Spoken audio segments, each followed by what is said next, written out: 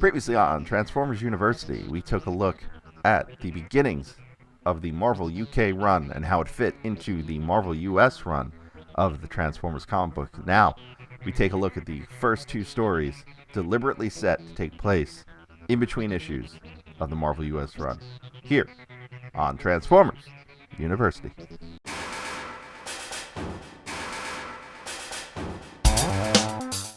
Hello, my friend, and welcome to Transformers University. I am your host, Anthony Brucali, owner, operator, madman behind TFU.INFO, and of course, this podcast, Transformers University. Today, we are getting back to some comic book action from across the pond, as they say over here, to Marvel UK, and this is going to be just a few issues that fit in between the Marvel US run.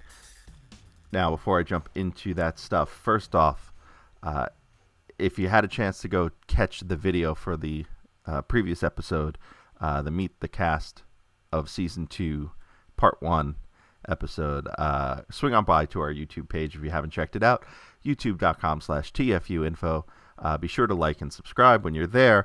That episode took a lot longer than I had wanted to, but to get it right and to put it together the way I wanted to, did need a little extra time, a little extra love, so I appreciate your patience in waiting on the next episode.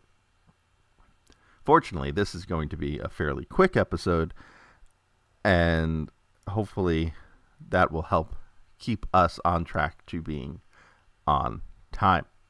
And before we get into the comics, I just want to give a shout out to our newest enrolled student in the TFU.INFO Transformers University Patreon, and that is Lucas Garrett. Lucas, thank you for joining up. He signed up at our senior level, and he is in for a whole bunch of fun exclusive things like exclusive videos and podcasts and access to some of the polls that I've been putting out there to help decide what goes into the show and into TFU News and Views, our other podcast, as well as the YouTube channel. If you'd like to sign up over at Patreon, it's patreon.com/TFUInfo, and you can sign up for as little as $1 a month. At the very least, $1 will get you this episode a whole day ahead of the rest of the world.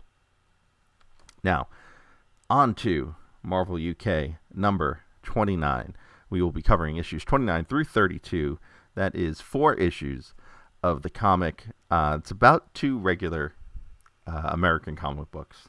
And the first story we'll be covering is one that spans from 29 into 30, and it's called Decepticon Dam-Busters. And both issues written by Simon Furman, art by John Stokes, and from what I found out on the internet about Mr. Stokes, longtime Marvel UK artist, worked on Black Knight and 2000 AD, and you can catch him on Twitter at John Stokes Art. That's JOHNSTOKESART.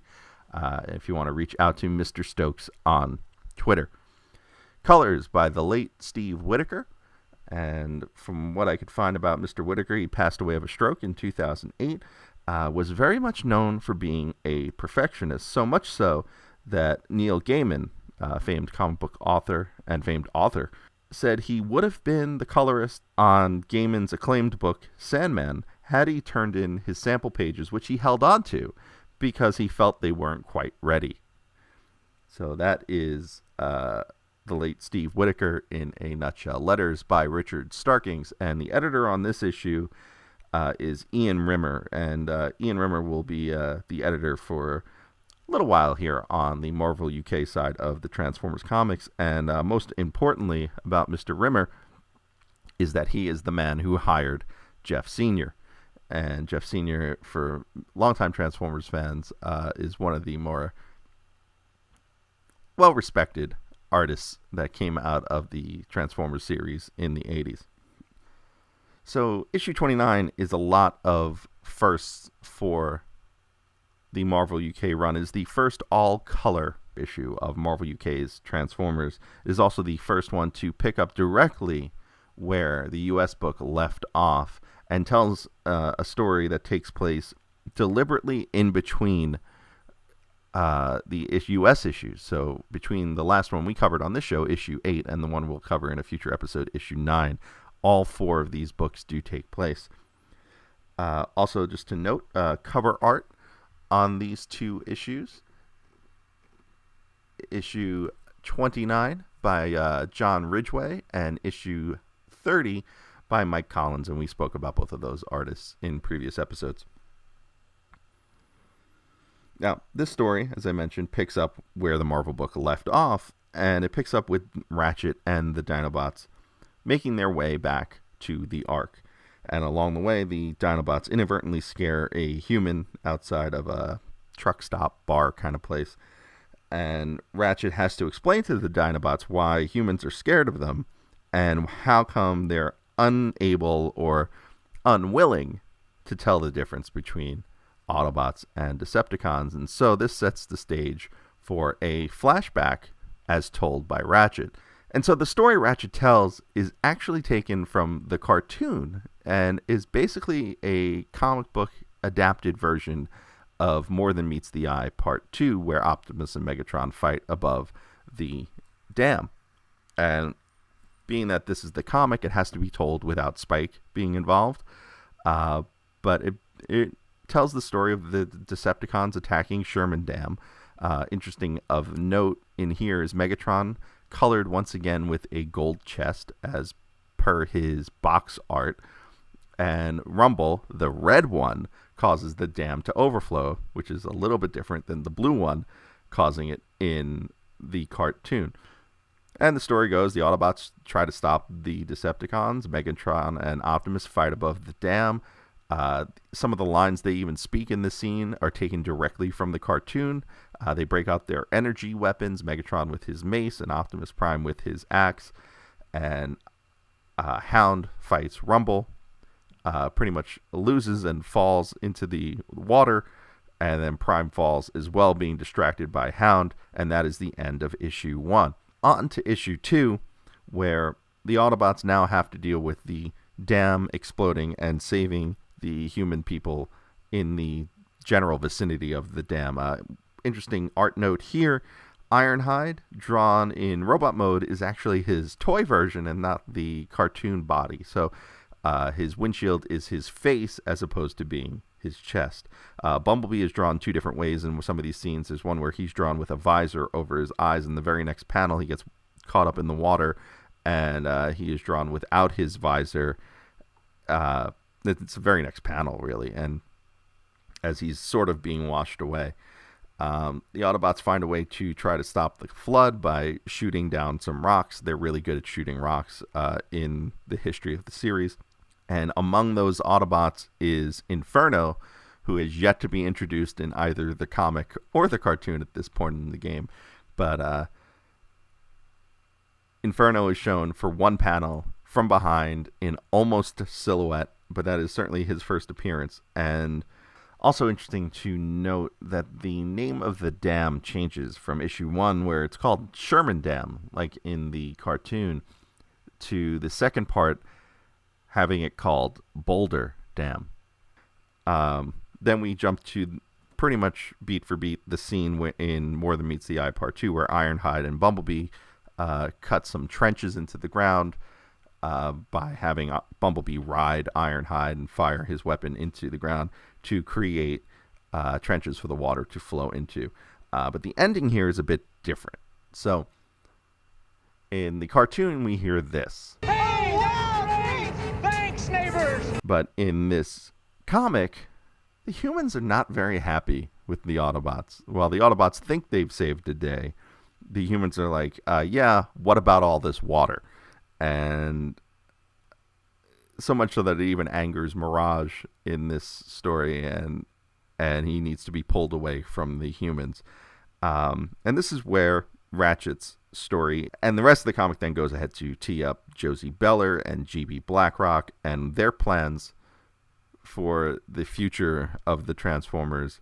And then we see Swoop, the Dinobot, flying back to the Ark and getting there first.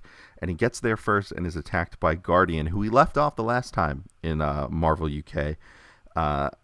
And he loses. He gets defeated by Guardian just as Ratchet and Dinobots show up, and that's where this story ends, taking us to the next one. And one last thing before we move on to issue 31. This flashback of More Than Meets the Eye, part 2, being in the comic, is interesting in two ways. One, it's the first time, and maybe the only time, a cartoon-based plot from the cartoon gets reworked into the comics continuity. So much so, like, they had to remove Spike from the story and find ways to do Hound's story without him. And secondly, this is all being told to us in flashback by Ratchet. And I got to thinking that we don't have a situation in these comics where we have an unreliable narrator. But this could be made up entirely by Ratchet. We would never know. Just to prove a point to the Dinobots to explain to them the behavior of humans. So this could be less of a flashback and more of a parable. Probably not, and that's probably me reading too much into it, but it certainly could be interpreted that way. And that brings us to issue 31 of Marvel UK's Transformers run, The Wrath of Guardian. I'm very tempted to say The Wrath of the Guardian, but I will try not to, so forgive me if I do. But in The Wrath of Guardian, we have a couple of personnel changes across the book.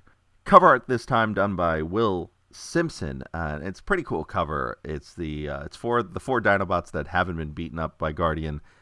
Snarl, Slag, Sludge, and Grimlock charging down a hallway in the Ark. And it says at the bottom, "The Dinobots, no more, Mr. Nice Guy." Me, a nice guy. Yeah, right. Will Simpson, also a penciler and or colorist on a number of the Masters of the Universe He-Man figure mini comics that were packed in with the toys, and currently is a storyboard artist on the television show Game of Thrones. Interior art by Barry Kitson. Kitson, a longtime Marvel and DC artist, and you can catch him on Twitter at Barry Kitson Art. And that's BarryKitsonArt. Letters in this issue done by Annie Halfacree. What's the other half? I don't know. Hopefully not Skrull. But she is still working today, though her last name is no longer Halfacree. She is now Annie Parkhouse, wife of Stephen Parkhouse, who is a writer and artist that we have spoken about in the previous Marvel UK episode. Now, this issue picks up at the Ark. The Dinobots attack Guardian, having seen him holding the battered and damaged Swoop. The Dinobots get their Dino butts handed to them, and Ratchet remembers that Guardian has a weak point. He hops on the back of Grimlock in dinosaur mode and fires his laser scalpel into the side of the neck of Guardian, where he has a weak access point, very similar to the Death Star. Guardian flees, damaged, and Grimlock and Ratchet then begin to argue over when to repair Swoop. Now, remember, Shockwave had taken over the Ark and pretty much defeated all of the Autobots. The place was basically a meat locker, and Ratchet feels that other Autobots have priority in terms of being repaired. Additionally, we find out that Prime's headless body is still inside the Ark, and even though his hand was destroyed at some point when he was fighting prior to having his head removed, it has been repaired. Slight continuity glitch. Just go with it. Now, speaking of Prime's head, we cut back to some of the main story stuff that we've seen in issue 8, and just kind of reminding people where Prime is, and his head is with Shockwave, and Shockwave is waiting to transfer life into 6 bodies that he has created. Well, 6 modules, I should say. They're not bodies yet. We also catch up with Buster Witwicky, who is still repairing things with his mind. In this case, it's a cassette deck and a Bruce Springsteen cassette.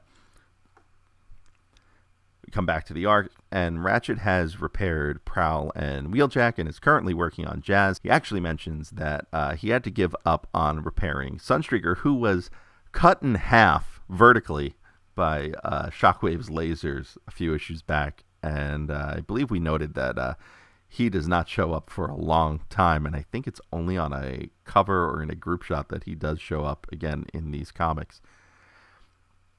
Meanwhile, the Dinobots continue to hunt for Guardian. They trick him by limping down a hallway, then turn, and Grimlock and Snarl attack with their Energo swords, or is it Energo swords? Or Energo swords. Someone hit me up on the comments wherever you're listening to this and tell me which one you say, because I, for the life of me, do not know how to say that. After that attack, Slag and Sludge fire on Guardian, and the Dinobots take him down. In the meantime, Prowl and Wheeljack realize that Guardian is filled with explosives and is a bomb, and it could blow up the entire arc, and that is our cliffhanger for this issue. And that takes us to the final issue we're going to talk about today, issue 32 of Marvel UK, from the Wrath of Guardian. This time we go to the Wrath of Grimlock. Cover once again by Will Simpson and written again by Simon Furman. I don't think I mentioned that earlier. Art this time around, partially Barry Kitson, the other part, Mark Farmer. Mark Farmer, I'm ready. Guardian is going to bomb a town. And though this is some of his earlier work, Mark Farmer went on to be a renowned inker, often paired with artist Alan Davis. He was the inker in the 90s on the Hulk and the Incredible Hulk books. Those are the ones more noted for being written by Peter David and drawn by Dale Keown. Letters on this issue by Mike Scott, not the guy who pitched for the Houston Astros in the 1980s. I could not find a lot on this man, but he did letter 2 issues of the Marvel UK version of Spider-Man. Now, back to where we left off. So, in a last-ditch effort to keep Grimlock from inadvertently blowing up the entire base, Wheeljack uses Optimus Prime's headless body and accesses it via a radio signal of some sort and uses the arm to grab Grimlock's hand and divert his gun in a different direction from Guardian. In the process, Guardian escapes. Grimlock gets his hand damaged in the battle. Shortly thereafter, Ratchet repairs Grimlock's hand. Grimlock tests it out by punching Ratchet in the face, and Ratchet begins repairs on Windcharger because he defeated Guardian previously. Now, Guardian goes into hiding, and we find out that Shockwave and Soundwave implanted a self-destruct sequence into Guardian, and the clock begins to tick. Guardian seeks out the greatest concentration of Autobots, which is really scary stuff in this day and age, because that basically makes him a suicide bomber. So he runs back up into the repair bay. Ratchet at the time is in the middle of repairing Swoop, and the Dinobots attack and keep Guardian busy. Swoop, just waking up from being repaired, attempts to fire on Guardian. Ratchet knocks his hand out of the way, which blows a hole in the roof, and explains to him no guns because Guardian is filled with bombs. So Swoop transforms, grabs Guardian, flies through the newly made hole in the roof, and plans to drop Guardian somewhere else. He feels he gets far enough away and lets go of Guardian, but he lets go a little late. Guardian explodes and takes Swoop with him. Swoop is dead. Final page has us see a short memorial funeral for Swoop, and the Dinobots head north in grief. Ratchet continues to repair his other fallen comrades, and we tease what's coming up next with Josie Beller in the hospital bed blowing up her computer. I'm having a lot of fun checking out this Marvel UK run, especially since I don't know a lot about it and I don't remember how much of it I've read, and this is some fun stuff. Who knew Swoop was dead? You, if you read the Marvel UK run. And interesting note here, the Swoop action figure was the only Dinobot toy not released in the UK, which makes me think this might be why he was the one offed in this issue. And that will wrap things up for this episode of Transformers University. Next time around, we get back into Season 2 of the cartoon, and it's going to be a fun one. Got some good guests lined up for you. Until then, catch me on social media at Twitter, TFU_info, YouTube.com/TFU.INFO, Instagram.com/TFU.INFO, Facebook.com/TFU.INFO. Yep, you guessed it. And of course, if you'd like to sign up for the Patreon, one more time, Patreon.com/TFU.INFO. You would have gotten to hear this phenomenal episode, if I do say so, one whole day early. And that goes for every episode thereafter. And plus some really great inside stuff. I think I'm going to post my notes to this episode as one of my Patreon exclusive things for those signed up over at patreon.com/TFU.INFO. Till next time. See you.